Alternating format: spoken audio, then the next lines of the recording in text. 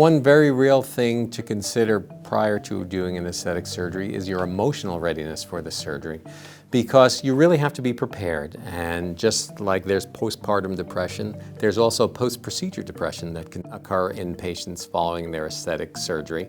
And it's due to a lot of changes in hormones in your body, the stress of the surgery. It has nothing to do with whether the results are good or bad. It can happen to anybody. If you do suffer from anxiety, if you do suffer from depression, it's a good idea to get your healthcare professional involved prior to the procedure, because sometimes short-acting medications are good to try to prevent things, to try to stabilize your mood around the time of the surgery as well.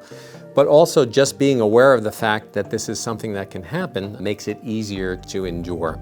And I'm not saying that everybody goes through this. It's a very small percentage of people, but you really want to make sure that the surgery itself is a pleasurable experience for you and that your emotional state is placed in the best possible condition before and after these procedures.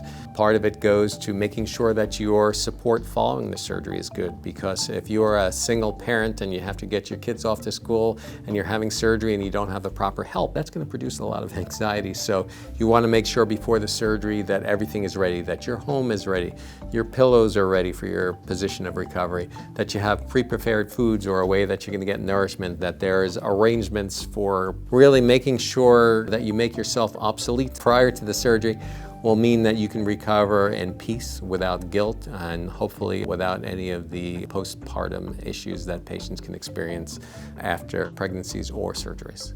Part of SY Aesthetics is our strong integrated mental health aspect of the practice, and we do emotional screenings, neuroemotional and wellness screenings prior to surgeries.